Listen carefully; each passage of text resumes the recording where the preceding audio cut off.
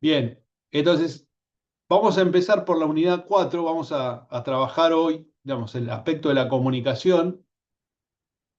Cuando hablamos de comunicación, digamos, siempre el proceso es el mensaje, el medio y el receptor, ¿no es cierto? Es decir, tenemos esos elementos que van a jugar y dentro de esos elementos, ¿no es cierto? Está digamos, la retroalimentación y el ruido. El ruido, digamos, básicamente es lo que se da, digamos, y hace que, lo que se da en el medio de una comunicación y hace que muchas veces se generen problemas, ¿no es cierto? Por eso es importante atenderlo. Entonces, el que emite codifica y el que recibe decodifica el mensaje. Por lo tanto, digamos, cuando hablamos de comunicación, fíjense que si yo emito un mensaje, ¿dónde está la comunicación? La comunicación se genera cuando se genera la retroalimentación. Si yo mando un mensaje a ustedes, por ejemplo, yo les digo, no sé, el día tal es el parcial, y no me contestan o no intercambio opiniones o lo que sea, yo no me comuniqué con ustedes. Lo que hice fue mandarles un mensaje. Si la comunicación es un ida y vuelta, por eso está el emisor y el receptor. Tiene que haber un diálogo, tiene que haber un intercambio. Si no, lo que estoy haciendo es mensajear, mandarle una información y no eso no es comunicación, es un mensaje. Entonces, es transferencia y comprensión de significado. ¿No es cierto? Es, de alguna forma, digamos, no tan solo es decir algo escrito o hablar hacia el otro, sino que el otro lo tiene que decodificar y entender lo que yo le estoy diciendo. Y en las organizaciones, como en la vida misma, le va a pasar que cuando uno manda un mensaje, del otro lado no se lo decodifica adecuadamente, se lo interpreta mal, después tenemos un problema, ¿no? Y a veces esos tipos de problemas en las organizaciones cuestan mucha plata, ¿no? Entonces, por ejemplo, y vamos al aspecto práctico, ¿no es cierto?, de estas cuestiones. Dice el gerente, ¿no? Dice, me encargaré de contratar a otra persona para su departamento tan pronto como termine de revisar el presupuesto. El gerente le dice al jefe eso, ¿correcto? Y digamos, lo que quiso decir el gerente es, empezamos a hacer entrevistas para ese puesto dentro de unas 3 semanas. Eso es lo que quiso decir. Lo que interpretó el jefe del área es, por ahora estoy lidiando con cosas más importantes, olvidémonos de contrataciones por un tiempo indefinido. Fíjense que el gerente dijo una cosa, su intención está en el medio, lo que quiso decir, y del otro lado hubo una interpretación. La interpretación del jefe del área es decir, este no me va a dar pelota hasta por tiempo indefinido. Y no era esa la idea. Entonces, ¿qué pasó en ese mensaje? El gerente codificó el mensaje, lo envió, el jefe de área lo decodificó como se le ocurrió, ¿no es cierto? Y ahí quedó. Entonces, muchas veces cuando uno emite, digamos, un mensaje y lo transmite a su subordinado, a su compañero de trabajo, no sé, al que sea, tiene que ser claro, ¿no es cierto? Porque tenemos ruido en el medio, malas interpretaciones, malas decodificaciones y por lo tanto, por ahí la retroalimentación o el resultado es malo. Esos son errores, ¿sí? Veamos este otro. Lo que dijo el gerente, me gustará recibir ese informe tan pronto como sea posible, o me gustaría recibir ese informe tan pronto como sea posible. Lo que quiso decir el gerente es, necesito ese informe en el transcurso de esta semana. ¿Qué interpretó el jefe del área? Deje el pedido urgente que está atendiendo y prepare ese informe hoy mismo. Entonces, la idea del gerente no era decirle al jefe, mire, usted largue todo, ¿no es cierto? Y prepare lo que yo le estoy pidiendo. No era esa la idea. ¿Mm? Pero el jefe del área lo interpretó de esa forma. Entonces, ¿por qué se hacen interpretaciones que no son las que, las, digamos, las adecuadas? Porque la comunicación no es buena, porque el contenido del mensaje no es bueno, porque la bajada de la idea no es buena, entonces uno interpreta lo que cree, ¿no? Y cuando yo interpreto lo que creo, lo que me parece es porque el que está emitiendo no es claro o genera ambigüedad en el mensaje o hay algún problema de ruido en el medio. ¿Se entiende hasta acá la idea? Sí. Vamos de vuelta con un tercer de concepto. Dice, lo que dijo el gerente, su desempeño estuvo muy por debajo de la media el trimestre pasado, ¿sí? No trabajó bien. Verdaderamente esperaba más. ¿Qué es lo que quiso decir este señor? Que tiene que esforzarse más, pero sé que usted puede hacerlo. Sin embargo, ¿qué interpretó el jefe del área? Dice, si me equivoco de nuevo, este tipo me va a despedir. Entonces, eso es comunicación, o sea, o comunicación en donde tenemos emisor, digamos, la persona que recibe el mensaje, en el medio hay mensaje y hay decodificaciones y codificaciones. Cuando está mal emitido el mensaje, uno interpreta mal, resuelve mal, etc. Bien, entonces, ¿qué es importante dentro de lo que es la comunicación? Lo que se llama concepto de escucha activa. ¿Qué es escucha activa? ¿No es cierto? Digamos, una cosa es oír y otra cosa es escuchar. Hay una diferencia entre los dos conceptos. ¿Qué es escuchar? Digamos, es profundizar, ¿no es cierto? Oír es cuando uno está, no sé, le están hablando y está concentrado en otra cosa. Entonces, oye ruidos, palabras, pero no está dando pelota. Escuchar activamente es profundizar, entender el mensaje. Entonces, tratar de hacer contacto visual, hacer preguntas, parafrasear, o sea, hablar con las palabras del otro, evitar interrumpir a la persona que está hablando, o sea, evitar distracciones. Eso se llama escuchar activamente, tratar de entender lo que el otro me está diciendo. Y hay muchos problemas de comunicación en las organizaciones. Después tenemos dos canales de comunicación. Un canal es el formal y el otro es informal. En las organizaciones, los canales formales tienen que ver con cómo se transmite la información, ¿cierto? Es decir, es aquella que tiene lugar por acuerdos de trabajo, es decir, las tareas que yo le encomiendo a los empleados, ¿no es cierto? La información sobre el rumbo de la empresa, todo eso es comunicación formal.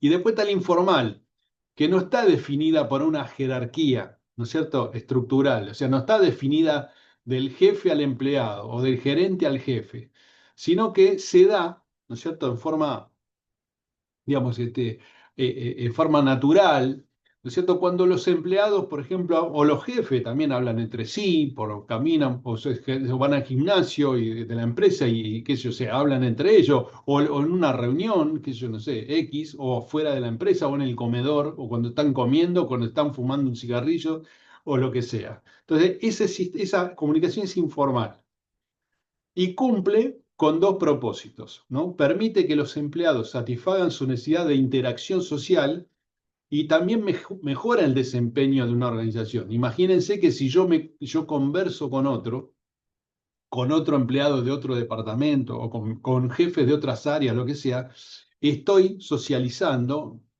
estoy conociendo a la otra persona, cómo es, él me conoce a mí, y eso mejora la productividad, mejora el desempeño. Cuando nos tratamos mejor, nos conocemos mejor, nos comunicamos más, la idea es que mejore ese desempeño. Eso se produce a partir de la comunicación informal. Entonces,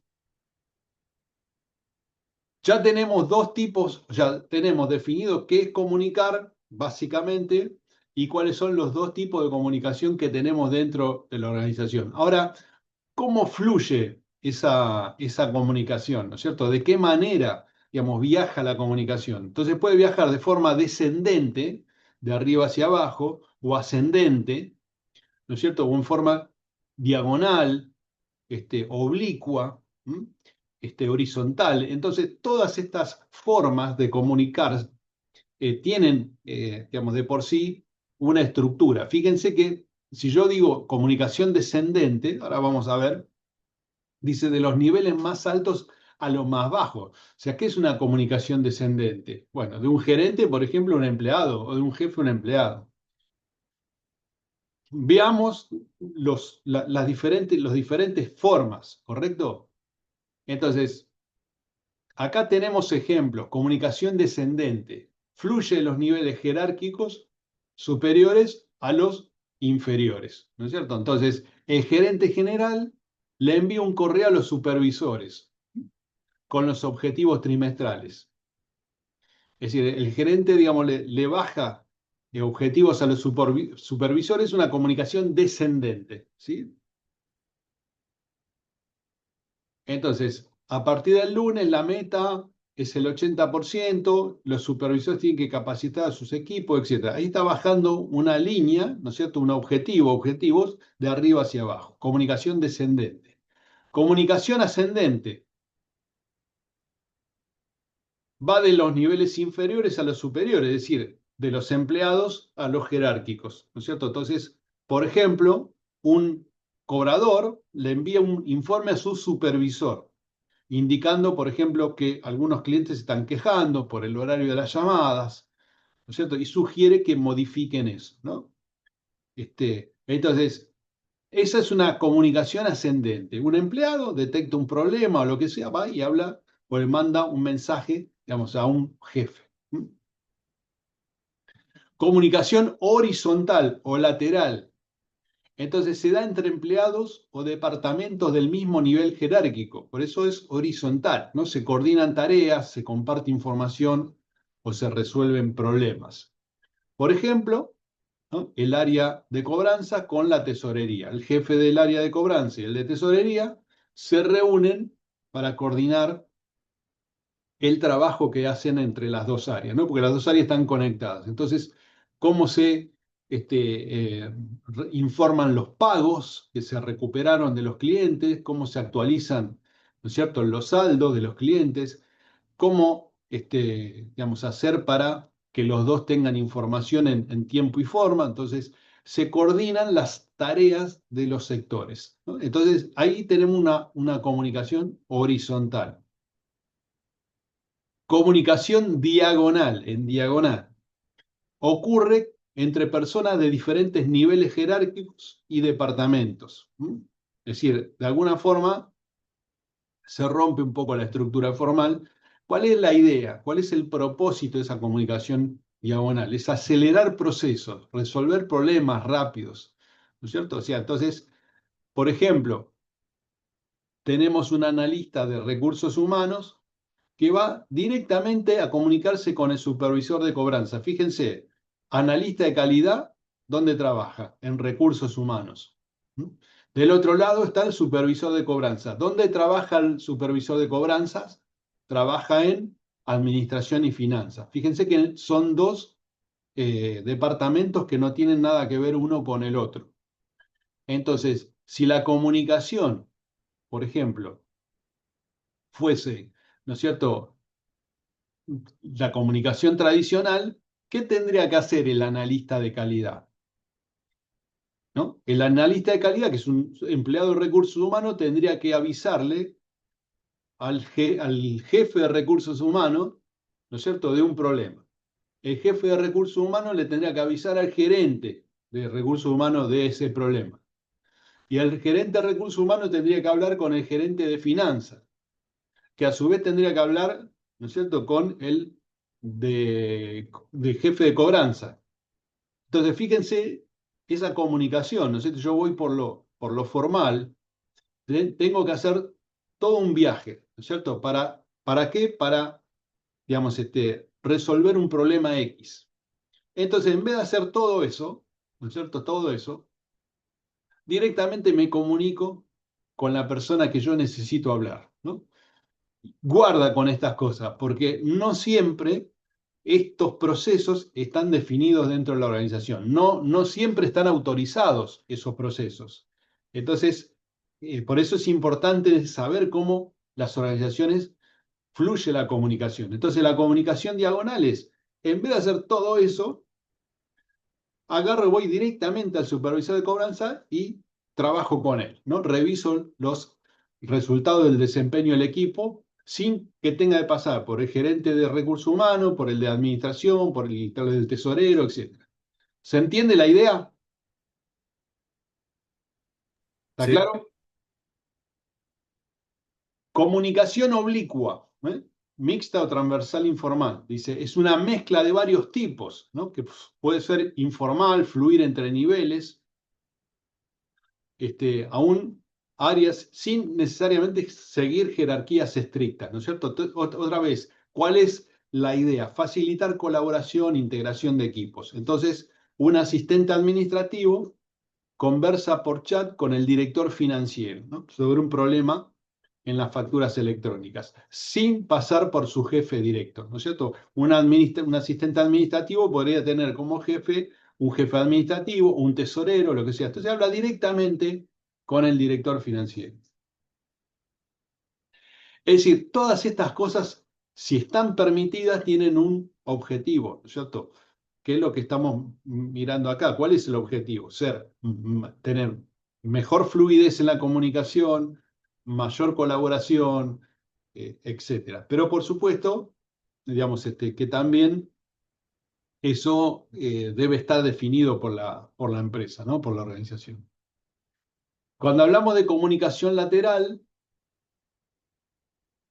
¿no? En un término más amplio, abarca la comunicación entre personas o departamentos de un mismo nivel jerárquico, sin importar si pertenece al mismo sector o no, puede ocurrir dentro de un departamento de diferentes áreas, ¿no? Entonces, ¿cuál es el objetivo? Coordinar actividades. Veamos ese ejemplo, porque tenemos comunicación lateral y horizontal, ¿no es cierto? Es decir, para definirlas, para diferenciarlas. La horizontal es un tipo específico de comunicación lateral, pero se limita a lo que ocurre entre los miembros de un mismo departamento o equipo, ¿no? Cuando hablamos del horizontal, estamos hablando de miembros del mismo equipo. Cuando hablamos de lateral, estamos hablando que pueden ser de otros departamentos, ¿no? Entonces, digamos, en el caso de la comunicación lateral, un jefe de un área podría hablar con un jefe de otra área diferente. Y en el caso de la comunicación horizontal, dos analistas de cobranza o dos analistas de tesorería o dos contables o lo que sean del misma área se comunican para revisar juntos un problema. ¿Se entiende eso? ¿Se entendió hasta acá? ¿Estamos bien? ¿Preguntas, dudas?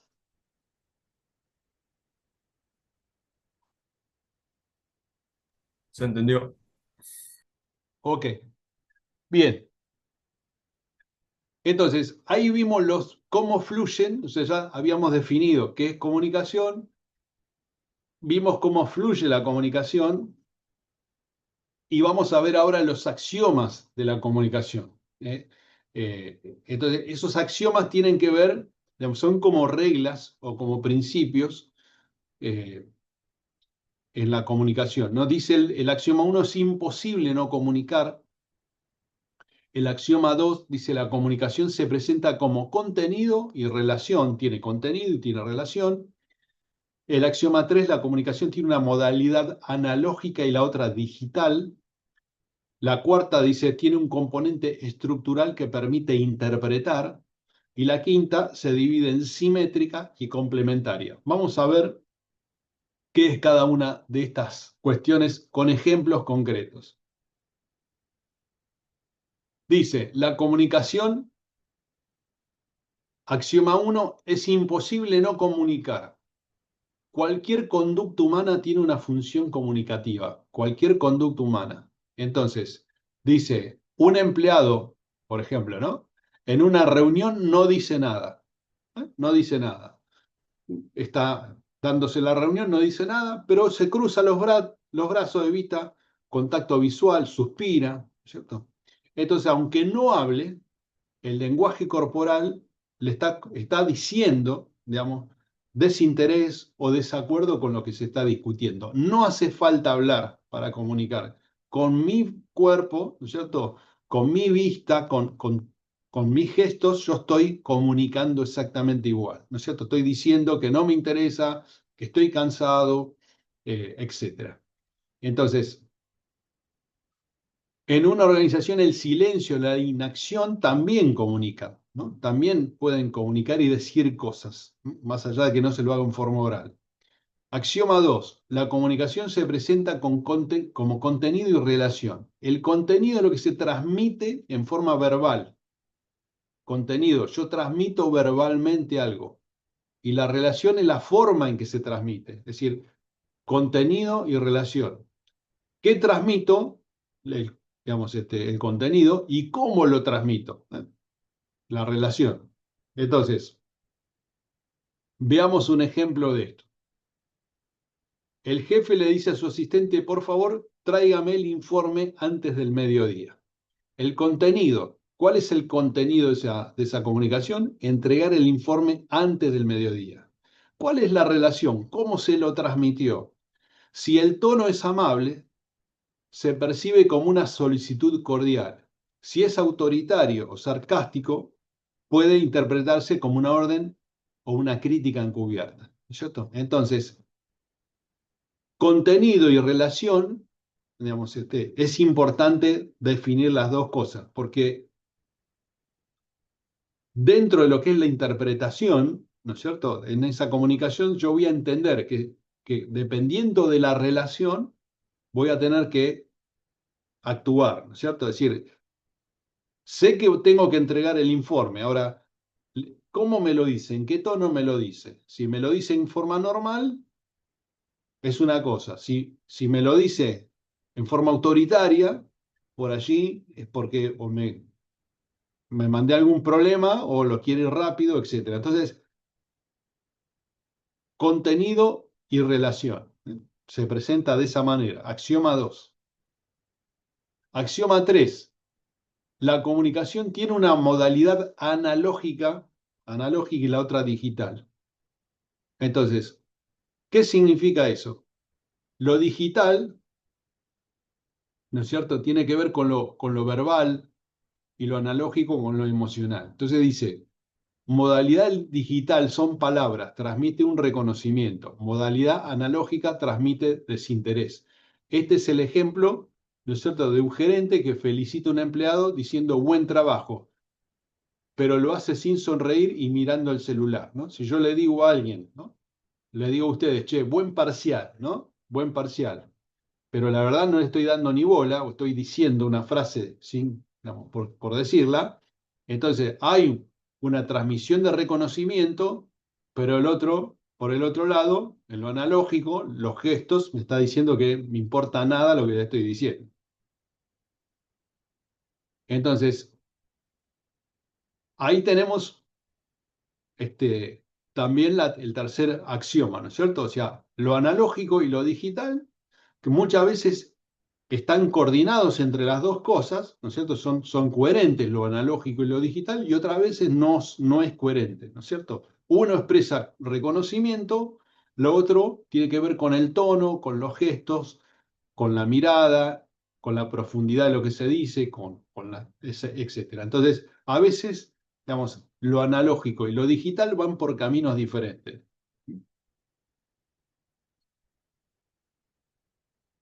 Bien, axioma 4. La comunicación tiene un componente estructural que permite interpretar tanto lo verbal como lo no verbal. Tiene un esquema de interpretación y el ejemplo básicamente es esto, ¿no? Tiene un componente estructural que permite interpretar la comunicación. Es decir, ¿qué significa? Que cada persona interpreta según su propio punto de vista. El jefe dice, te llamo la atención porque llegas tarde. El empleado responde, llego tarde porque usted siempre me sobrecarga de trabajo. Cada uno percibe su conducta como respuesta del otro y el conflicto se va a mantener, ¿no? Es decir, los problemas de comunicación surgen porque cada parte ve causa y efecto de acuerdo a su propia interpretación.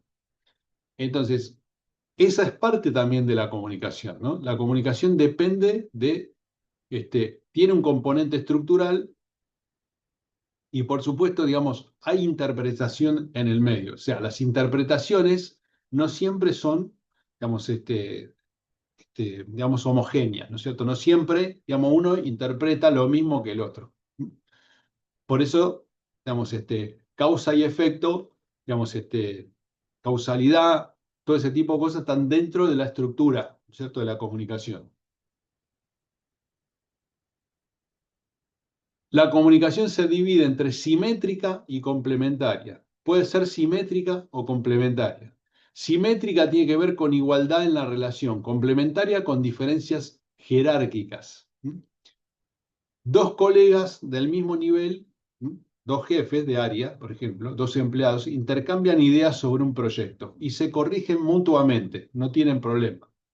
Complementaria. Un supervisor le da instrucciones a un subordinado quien las acata sin discutir. Entonces, fíjense que la comunicación puede ser simétrica o complementaria. Puede estar dada entre personas, digamos, similares y con igualdad de rangos, o puede, digamos, haber diferencias jerárquicas. Por lo tanto, se llama complementarias. Entonces, las empresas combinan ambos tipos. La simetría, digamos, la simetría es para favorecer la cooperación, la relación entre las personas, ¿no es cierto? Poder hablar de igual a igual. Y por el otro lado, la complementariedad mantiene la estructura jerárquica. ¿Por qué? Y porque evidentemente tiene que haber un jefe, un responsable de los resultados, de las decisiones que se toman en una organización. Entonces, de alguna forma, la jerarquía tiene que existir, ¿cierto? ¿Se entendió ahí? ¿Más o menos? ¿Lo Sí, sí. entendieron? Sí. Sí. Se puso un poco picante, pero después cuando revisen el video lo van a ver un poco mejor. Bien, ¿qué más? Digamos, vamos a los niveles ahora de la comunicación. ¿Cuántos niveles hay? Digamos, y por lo menos hay 6 niveles. Por lo menos hay 6 niveles en la comunicación.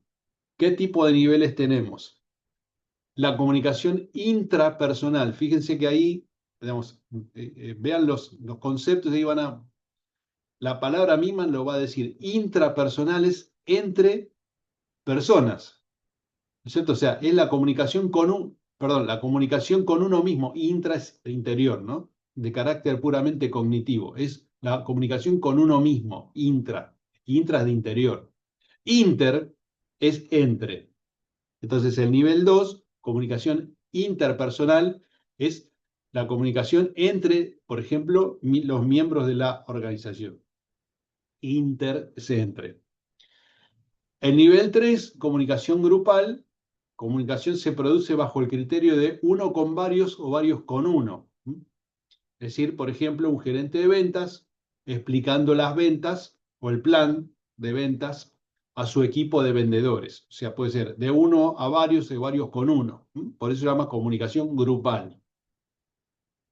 Intergrupal, inter es entre. Entonces, si es intergrupal, es entre grupos de diferentes áreas. Por ejemplo, podría ser el equipo de ventas con el equipo de cobranzas, o el equipo de producción con el equipo de marketing, o el equipo de atención al público con el equipo de, no sé, tesorería, qué sé yo. O sea, intergrupal, entre grupos. Organizacional, la comunicación que involucra los 3 niveles anteriores, ¿cierto? O sea, si los niveles, o sea, lo que tiene que ver dentro de las áreas digamos, y sectores de la organización, ¿no? O sea, son comunicaciones internas, ¿no? Lo organizacional. Comunicación organizacional tiene que ver con toda la parte de la empresa. Interorganizacional, lo mismo, ¿no? Inter es entre organizaciones. Entonces esa comunicación no es hacia adentro, sino es hacia afuera. ¿Por qué?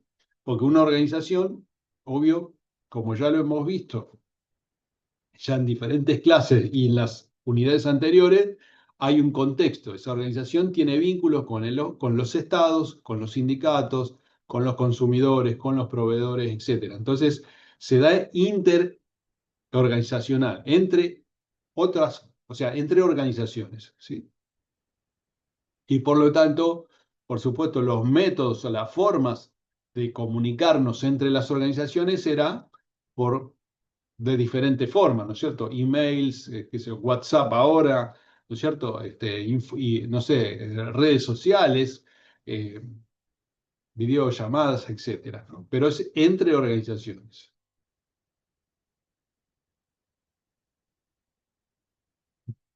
Vamos a ver ahora las redes comunicacionales, es decir, cómo funcionan estas redes comunicacionales.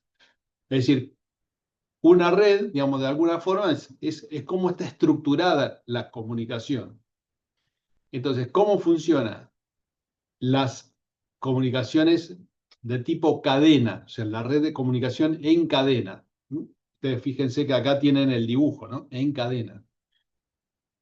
Sigue una línea jerárquica, pasando de persona en persona hasta llegar al último nivel. La cadena es de este, que es el superior a este, y de este a este, ¿no? Entonces, es una, digamos, red estructurada y formal, ¿cierto?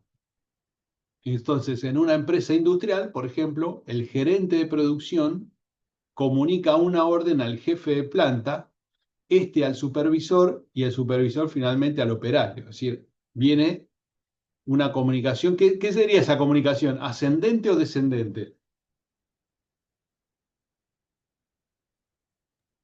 Ascendente. ¿Cómo? Ascendente. Estamos locos, ¿eh? No, es descendente. O sea, digamos, dice ahí, en una empresa, el gerente de producción. ¿Dónde está el gerente de producción? Acá arriba. Le comunica al jefe de planta que está acá abajo, al supervisor que está acá abajo, y después de este al operario que está acá abajo. O sea, que es descendente, ¿no? Es decir, descendente, y es una red de comunicación en cadena, ¿sí? Es decir, por eso es estructurada y formal, ¿sí? Entonces, del gerente al jefe, del jefe al supervisor, del supervisor al operario. ¿Cuáles son las ventajas y las desventajas que tienen este tipo de comunicación? Fíjense que acá tenemos velocidad, velocidad en la transmisión de la información, de la comunicación moderada. La precisión es alta, y después la presencialidad de los líderes o la satisfacción de los miembros de un equipo de trabajo es moderada. ¿Cuál es la ventaja que tiene este sistema, ¿no? De que el jefe le dice al de abajo y el de abajo, el de abajo, así sucesivamente? Hay una claridad en la autoridad y la responsabilidad. ¿Quién es el responsable? Está muy claro eso. Menor posibilidad de confundirnos dentro de la estructura, ¿no? Formal. Ahora, la desventaja es un poco que es media lenta la transmisión de esa información y que hay un riesgo, digamos, de distorsión o pérdida del mensaje, ¿no es cierto? ¿Por qué? Porque si uno se lo dice al otro, y el otro al otro, y el otro al otro, en el medio, ¿no es cierto?, puede ir perdiéndose algo de claridad, ¿no?, en el mensaje. Después tenemos la comunicación en rueda. Fíjense el dibujo acá, ¿no? Entonces, en rueda dice, la velocidad es alta, la precisión es alta, la presencialidad del líder es alta, o sea, hay un líder acá que comanda las cosas, es alta, pero el nivel de satisfacción de los miembros es bajo. Entonces, ¿cómo funciona? Toda la comunicación pasa por una sola persona, que distribuye la información al resto. Es una red muy centralizada. El líder o el jefe es el punto de contacto obligatorio, ¿no es cierto? Entonces, siempre va todo al líder, ¿no es cierto? El líder decide, el líder baja la información, el líder hace. Entonces, es muy centralizada. Todo está en cabeza de una sola persona. Entonces, por ejemplo, en un departamento Coranza o de ventas o lo que sea, el supervisor recibe la información del gerente y es quien la transmite a cada agente. Entonces, la ventaja que tiene es que la toma de decisiones es rápida, hay un control centralizado, pero ¿cuál es la desventaja? Que todo el flujo de información depende de una sola persona, que es el jefe. O sea, ese jefe, no sé, faltó, se resfrió, renunció, lo rajaron, qué sé yo, tenemos un problema ahí. Y por supuesto, ¿por qué el nivel de satisfacción es bajo? Porque hay menor participación y motivación de todos los miembros, ¿no? O sea, porque acá hay solamente uno que genera todo, el control, ¿no es cierto? Que toma digamos, el protagonismo central. Después tenemos la red de comunicación de todo canal, o red libre o en estrella completa, ¿no? Fíjense por qué se llama estrella completa o libre, porque es todos con todos con todos, ¿sí? Todos con todos. La velocidad de la transmisión y de la comunicación es alta, ¿no? Obviamente, porque no hay barreras acá de jerarquías, nada, todo el mundo con todo. La precisión es moderada, no hay presencialidad de liderazgo, o sea, ¿por qué? Pues no hay nadie que dirija todo eso, o sea, cada uno se comunica con el otro, ¿no es cierto? Y por supuesto, eso genera un nivel de satisfacción elevado, porque yo me siento libre de participar y de hablar con quien sea cuando sea. Entonces, es todos con todos, visualmente es todos con todos. ¿En dónde funciona este tipo de comunicación? Bueno, por ejemplo, cuando hay que desarrollar un proyecto, ¿no es cierto? Entonces, hay un equipo de proyectos de innovación donde todos, digamos, los integrantes se tienen que autogestionar, autocoordinar, tienen que coordinarse, ¿no es cierto? Y hacer reuniones colectivas, conjuntas, porque ese proyecto de inversión, cada parte tiene que engranar, debe ser un engranaje perfecto con la otra, ¿no es cierto? Entonces tiene que haber una coordinación entre todos. ¿Cuál es la ventaja? Comunicación rápida y flexible, favorece la creatividad, la cooperación, pero como todo en la vida tiene algunas desventajas. ¿Cuáles son? Que puede generar desorganización, ¿no? Porque, a ver, ¿quién modera? ¿Quién controla? ¿No? Y puede haber dificultad, si el grupo es grande, de control. No es lo mismo tener un grupo de 3 personas o coordinarse 3 personas que 20 o 30, ¿no? Si yo le doy un trabajo práctico a ustedes de 3 personas, es una cosa. Si le digo, bueno, armen equipos de 10, de 20 personas, todo el mundo, hay que ver si el otro tiene tiempo, si este, no sé, este se fue, este se bajó de la materia, o sea, es un despelote. Entonces, en la medida que esos grupos sean de no mucha cantidad, la autogestión y la autocoordinación es factible. Ahora, si son muchas personas, cuesta mucho, ¿no? La coordinación y el control. ¿Mm? Bien, ¿estamos claros hasta acá? ¿Sí o no? ¿Estamos bien? ¿Preguntas, dudas?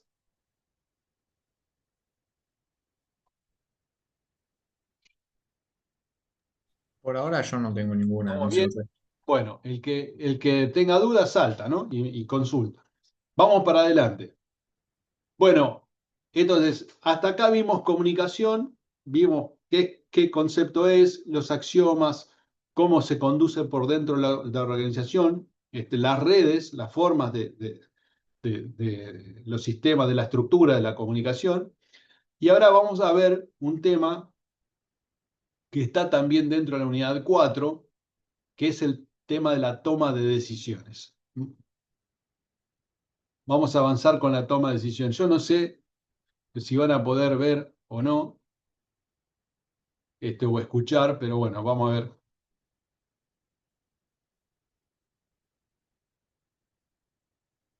Hace 5 años ocurrió un accidente aéreo que pudo haber dejado un desastre inimaginable. En lugar de eso, el incidente fue conocido como el milagro en el Hudson.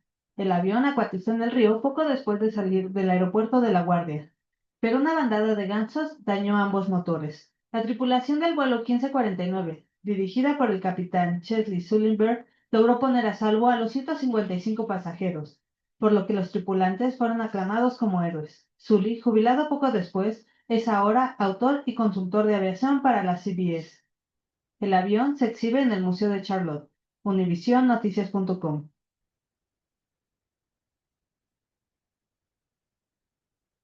¿Escucharon o no? ¿O vieron? ¿Se escuchó algo o no?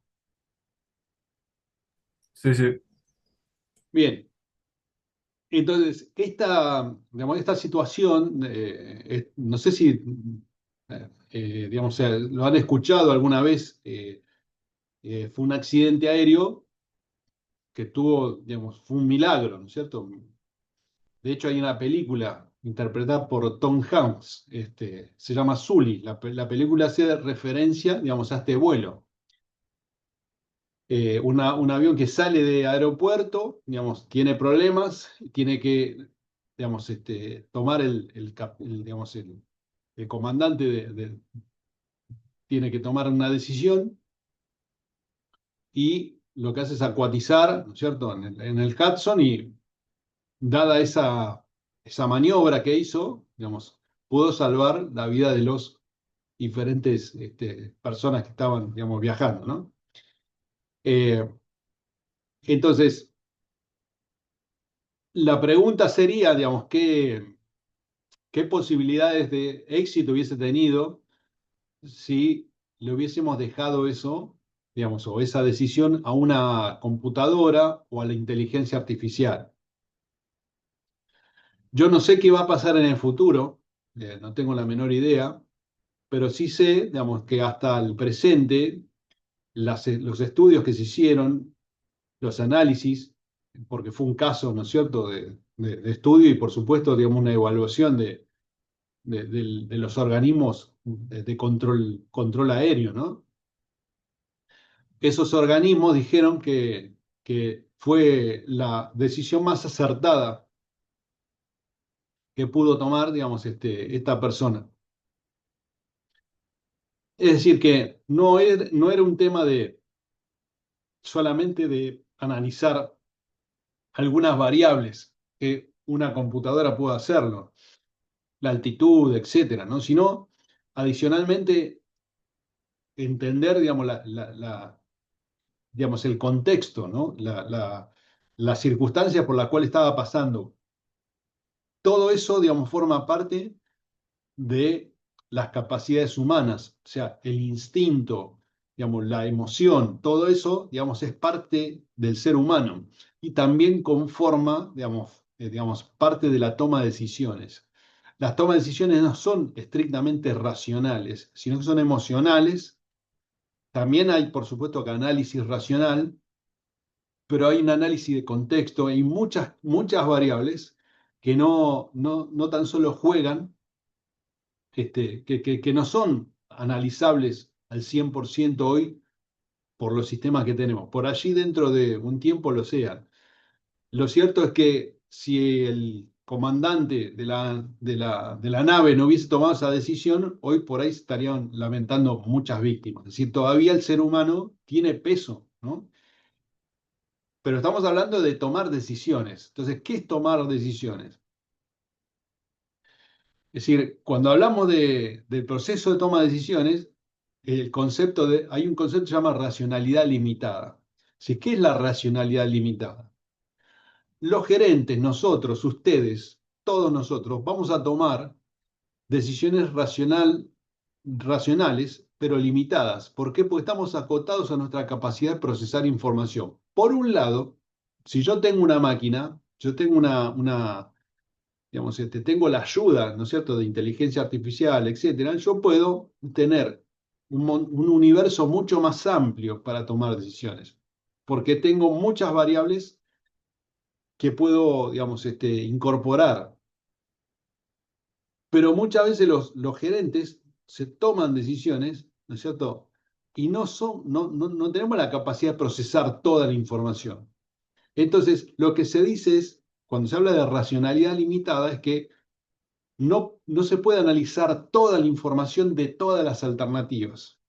Por lo tanto, nosotros ¿qué hacemos? Satisfacer en lugar de maximizar. Es decir, cuando ustedes sean jefes de área o gerentes o tengan que tomar decisiones en su vida, van a tomar la decisión que mejor satisfaga una situación, pero no la mejor de todas. Porque para tomar la mejor decisión hace falta analizar toda la información de todas las alternativas que hay. Y eso, hasta el día de hoy, no es posible. Entonces, el ejemplo que muchas veces doy respecto de esto es el de los planes económicos, ¿no? Es decir, un plan económico, por ejemplo, es un estudio en donde se proyecta la demanda, la oferta, los precios, etcétera, ¿no es cierto? Incluso se utilizan simulaciones.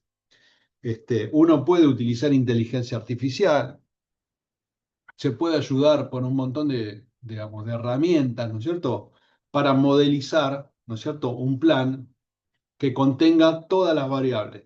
Hay variables financieras, variables económicas, variables sociales, pero ese plan económico o ese proyecto, digamos, económico, va a ser el posible, no va a ser quizás el mejor, porque para que sea el mejor, yo tengo que analizar 48, 50 millones de seres humanos y saber cuáles son sus intenciones, sus ideas, qué piensan, cómo consumen, qué preocupaciones tienen, etcétera. Entonces sería imposible hacer el mejor plan económico. ¿Se entiende lo que les estoy diciendo? Porque ¿cuántas variables tendría que considerar? ¿No? 48 o 50 millones de variables, que somos todos nosotros, que a su vez tenemos también cientos y cientos y cientos de variables, ¿cierto? Entonces, sería imposible. Por eso, racionalidad limitada es eso. Es decir, yo con la información que tengo hago lo mejor que puedo, satisfago, digamos, doy respuestas de la mejor manera posible. No puedo maximizar ni tomar la mejor de todas las decisiones, porque no tengo información. ¿Se entiende la idea? Les va a pasar en las empresas donde trabajen. Entonces, decidir es un proceso voluntario y sistemático. Es decir, nos obliga al razonamiento, nos obliga, digamos, digamos, a estudiar la emocionalidad, el aspecto humano. Es decir, una máquina elige alternativa, pero no decide. Si yo armo un programa y le digo, si presiona 1, la opción es la 2. Si presiona 2, la opción es la 3 o la 4. Si presiona la 5, la opción es la 3, la 4 y la 6. Si yo estoy dándole un programa, un sistema, digamos, para elegir alternativas, eso no es decidir, es elegir. La decisión sí es una elección, pero es una elección con un ejercicio de razonamiento y tomando en cuenta la emoción y el contexto del ser humano, ¿no es cierto? Eso es decidir. Entonces, además está la percepción, ¿no? Que es como yo veo el mundo, y como yo veo el mundo no necesariamente lo tienen que ver ustedes, y somos diferentes. Entonces tenemos visiones diferentes, y si tenemos visiones diferentes, vamos a tener diagnósticos diferentes y soluciones diferentes. Entonces, decidir es todo un tema, y ustedes van a tener una materia que se va a llamar teoría de la decisión, que es una de las más complejas de la carrera, donde van a ver todo esto en profundidad. Entonces, ¿qué hay dentro de las decisiones? ¿Qué hay dentro de las decisiones? Es decir, tenemos que analizar lo que se llama los contextos. Dentro de las decisiones tenemos incertidumbre. ¿Qué es la incertidumbre? ¿Cierto? No existe decisión, ¿no? No existe decisión para el pasado. El pasado es historia. Es decir, siempre decidimos para el futuro. Nosotros no decidimos con el ojo en el pasado. El pasado ya fue, ¿sí? Hoy decidimos del presente hacia el futuro. Es un fenómeno subjetivo, o sea, es la característica del observador, no de los objetos, ¿cierto? Y cuando hablamos de que la incertidumbre cero, digamos, cuando hablamos de incertidumbre cero, eso es igual a la certeza, ¿no? Entonces, ¿qué es la certeza? Sería un mundo de previsión perfecta, donde no habría ningún tipo de problema. Entonces desaparecería el problema de tomar decisiones. Desaparecería. Si yo digo, bueno, ¿qué hago? ¿Voy en coche o voy en tren? ¿No? Tengo esas dos opciones. ¿Cuál sería el problema? ¿Elijo el que más me gusta o el que tengo a mano? No tendría problemas. O sea, entonces no hay incertidumbre sobre eso, ¿no? Tengo dos opciones claras, elijo la que me parece mejor, la que más me gusta. etc. Ahora, si yo tuviese que viajar y no tengo idea de cuáles son los medios de comunicación, etcétera, si van a llegar o no, si en el medio hay problemas mecánicos, etcétera, ahí estamos en un mundo donde la certeza ya no existe. Y la incertidumbre máxima, ¿no es cierto? Es un mundo carente de todo orden, donde no sabemos qué va a pasar, ¿no es cierto? Entonces, por lo tanto, la decisión sería absolutamente impotente, porque no tenemos, si nada, no podemos agarrarnos de nada para tomar una decisión, la decisión sería imposible, ¿no? Entonces, hoy estamos viviendo en un mundo con incertidumbre, volatilidad, complejo, dinámico, ¿no es cierto? Donde no tenemos incertidumbre máxima, pero sí tenemos incertidumbre, ¿no? Tenemos volatilidad, etcétera. Con lo cual, tomar decisiones dentro de esa situación implica, digamos, riesgo y una necesaria preparación del profesional. Tenemos tres mundos. Con esto vamos cerrando. El mundo rebelde, el mundo esquivo y el mundo dócil, ¿sí? El mundo rebelde es el de la estrategia, el esquivo es el de la táctica y el dócil es el de la operación. Fíjense que esos tres mundos están vinculados con la estructura, ¿no es cierto?, de la organización. Veamos los mundos dóciles, o sea, los que están acá abajo, que son los mundos dóciles. Los mundos dóciles, según Patricia, ¿no es cierto?, Bonatti, dice, son decisiones en certeza, son las decisiones repetitivas. Esos mundos que están en la parte operativa, ¿no?, tienen que ver con las decisiones en condición de certeza. Son decisiones repetitivas. De alguna forma, son decisiones de rutina. Se determinan una vez, puede que haya alguna variable, modificación, pero no necesariamente generan problemas, ¿no? Repetitivo. ¿Qué decisiones tomo habitualmente en una operación? Bueno, prender la máquina, no sé, cargar un informe, mandar un mail, son todas decisiones que tengo que tomar repetitivas. En los niveles intermedios y gerenciales, ¿no es cierto?, están los mundos esquivos. Los mundos esquivos son los mundos gerenciales, de aplicación táctica, son los mundos del planeamiento, de los escenarios, donde se han desarrollado probabilidades. Por ejemplo, ¿qué voy a cosechar? ¿No es cierto? O sea, ¿qué voy a sembrar? Perdón. Trigo o maíz o soja, ¿no? Yo tengo que tomar decisiones de qué voy a cosechar. Ahí no estoy en certeza, ¿no? O sea, porque los resultados van a cambiar si voy por un cultivo o por el otro. Porque está el clima, están los rendimientos, está el precio internacional, están los costos, hay un montón de cuestiones. Entonces no es tan fácil decir, bueno, hago soja o hago maíz, o hago esto o hago lo otro.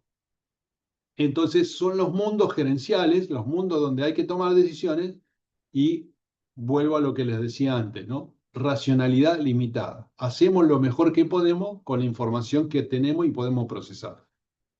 Entonces, para eso hay, por supuesto, probabilidades. Para eso la ciencia económica trabaja con un montón de herramientas para ver si podemos ser más eficientes posible en la decisión. Trabajamos con probabilidades, con métodos, con estadística, ¿no es cierto?, con simulaciones. Trabajamos con todas esas herramientas dentro de un contexto de incertidumbre.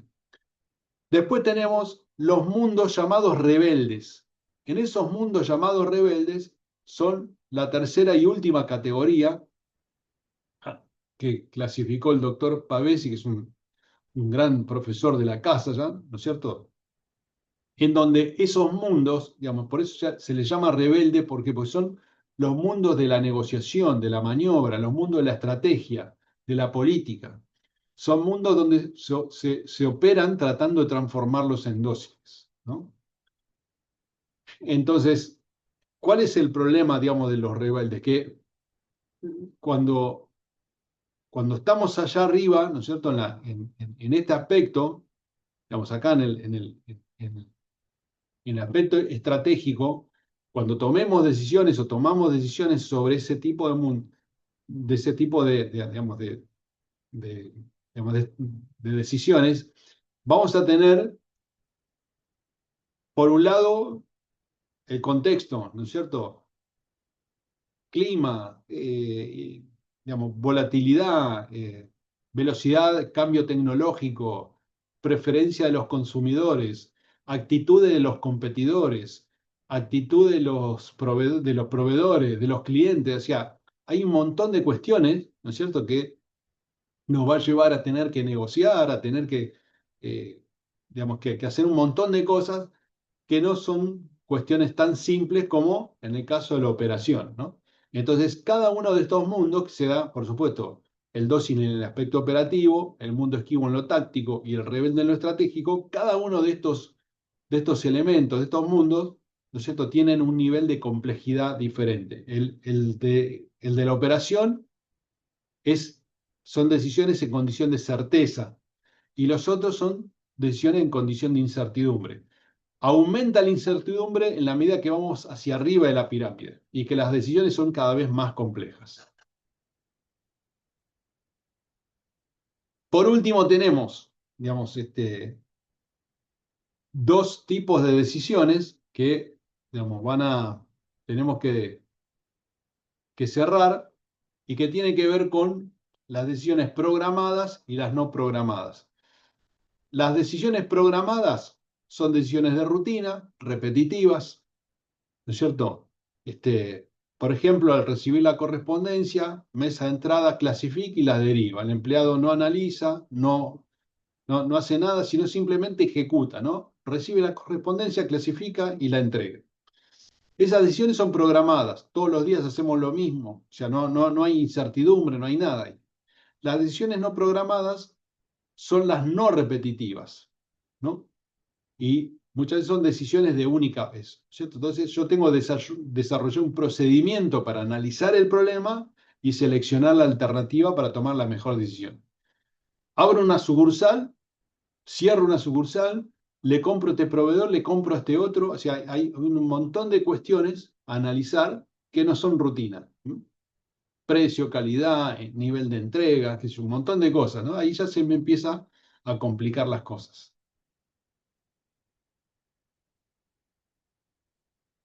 Este tema y cerramos. ¿Qué son los sesgos? Con este tema terminamos. ¿Qué son los sesgos? En la toma de decisiones, los sesgos cognitivos, cognitivo de conocer, digamos, son trampas mentales, son mecanismos psicológicos inconscientes que nos permiten a nosotros, ¿no es cierto?, resolver un problema tomando el atajo. ¿Saben lo que es un sesgo cognitivo? ¿Alguna vez escucharon hablar de eso? Los sesgos Es una especie de distorsionan. trampa. O sea, básicamente es algún tipo de prejuicio muchas veces que tenemos acerca de un tema. Es como, no sé, pongamos, si una persona es buena en matemática, entonces es inteligente. No necesariamente es cierto. Exacto, muy bien. Esa es la idea. O sea, nosotros nos ponemos, nuestro cerebro nos pone trampas para facilitarnos la toma de decisiones, ¿no? Entonces, esas trampas nos facilitan a nosotros la toma de decisiones, nos hacen más fácil la vida, pero son trampas. Es decir, eso significa, digamos, que distorsionan la percepción de un problema y que nos hacen tomar decisiones más fáciles, pero no las mejores, potencialmente las mejores, ¿no? Entonces, hay un montón, ¿eh? Hay un montón de sesgos. Acá vamos a ver algunos solamente a los efectos de tener alguna idea informativa. Los sesgos pueden ser de diferente tipo, de percepción de la información, de atribución de causa a los eventos, representación formal de la realidad. O sea, hay montones. Estos son algunos poquitos, pero es importante ver o entender algunos. Vamos a dar 2 o 3 ejemplos y con esto cerramos. Entonces, dijimos que eran trampas mentales, ¿no? ¿Qué es percepción selectiva? Vamos a alguno que esto por acá y con esto cerramos. Percepción selectiva es gente que piensa como yo. Entonces, si yo tengo sesgo de percepción selectiva, ¿qué hago? Por ejemplo, tengo en mis redes sociales vínculos que piensan exactamente como yo. Si viene uno que piensa lo contrario que pienso yo, ¿qué hago? Lo bloqueo, ¿no? Lo rasgo y lo saco, ¿no es cierto? Entonces eso se llama percepción selectiva. Me rodeo de gente que piensa como yo, ¿no? De aduladores o de gente que piensa exactamente igual que yo. Sesgo de analogía, mirar con el prisma del pasado para aplicar a problemas del presente. ¿Qué es un sesgo de analogía, por ejemplo, ¿no? En el pasado nosotros en la empresa íbamos a tirar volantes por la calle. Tirábamos volantes, ¿no? En el pasado. Y eso nos trajo unos clientes, unos cuantos clientes. Entonces hoy, 2025, el gerente dice, che, si en el año 1980 volanteando nos fue bien, ¿por qué no aplicamos la misma estrategia, ¿no? ¿Por qué no salimos a volantear, ¿no es cierto?, para ver si ganamos más clientes? ¿Qué significa eso, no? Aplicar lo que pasó en el pasado, ¿no? Una decisión del pasado al tiempo presente. Hoy cambió todo, ¿no? La gente por ahí no le interesa recibir volantes o que le peguen los volantes en la puerta o lo que sea. Pero sin embargo, esa decisión que se tomó antes, que dio resultado, se quiere aplicar al tiempo presente. Entonces se llama sesgo de analogía. Lo que decías vos, Francisco, ¿no? Creo, se llaman efectos halo o diabolo. Es decir, son los sesgos de disponibilidad. Atribuir lo primero que se me viene a la cabeza y de ahí hacer inferencia, ¿cierto? Es decir, infiero a partir de una cualidad todas las demás. Este tipo viene con una sonrisa, debe ser una buena persona, alegre, ¿cierto? Etcétera, ¿no? Entonces infiero todas las demás. O si fuese un rasgo negativo, lo mismo, ¿no? Vino con cara media, digamos, ceño fruncido, ¿viste? Debe ser un HDP, etcétera, ¿no? Entonces, son efectos, ¿no? Yo a partir de una cualidad o de algo que yo veo, de un rasgo, infiero todos los demás. Uno de los tremendos, ¿no es cierto?, se llama sesgo de atribución egocéntrica, atribuirse los logros como resultado de la propia acción, ¿no? Decir, che, digamos, ninguno sirve en la empresa, el único que sirve soy yo, que soy el que sabe, etcétera, todos los demás no sirven para nada. Se llama, o sea, si no estoy yo en la empresa no funciona. Sesgo de atribución egocéntrica, atribuirse éxitos o logros como resultado de la propia acción sin considerar que existen otros factores, que hay empleados que trabajan para vos, etcétera, ¿no es cierto? Bueno, esos sesgos son sesgos puntuales y es importante que los tomen en cuenta, ¿no? Acá, por ejemplo, hay algunos ejemplos ya con esto. Vamos a ver este solo. ¿Viste que entró un jefe nuevo? Dice. Sí, y tenía cara seria. Saludó muy formal. Debe ser un tipo duro. Por allí vino a pasar la escoba. Por eso no querrá relacionarse mucho con los empleados. Entonces yo lo miré, me dio un rasgo, lo interpreté de una manera y hice todas las inferencias, ¿cierto? O sea, inferí que el tipo era una mala persona, etcétera, porque es un tipo serio. ¿Se entendió el tema? ¿Se entiende hasta acá? ¿Dudas, preguntas? Claudio, Sí, ¿te puedo hacer una pregunta sobre el trabajo práctico? vamos. Es sobre la fecha. Quería preguntar si era posible posponerlo o no. Es posible, ¿Es sí, posible? es Te posible. preguntaba me pasó en otra materia, por ejemplo, tuvimos muchos parciales hasta este viernes pasado. Y bueno, los profesores de sociología, por ejemplo, la pospusieron porque nadie llegaba. Bien, hago una encuesta y eso lo vemos, ¿sí? ¿Estamos? Buenísimo, gracias. De nada. Bueno, bien, hasta acá entonces, concepto, quedó claro, comunicación, axiomas, estructura de la comunicación, por dónde fluye la comunicación imprescindible en la toma de decisiones, rasgos, sesgos, etcétera. ¿Estamos? ¿Dudas, preguntas, cualquier cosa? Si no hay, las vamos evacuando en forma presencial o o la canalizamos por el WhatsApp. ¿Correcto? ¿Estamos bien?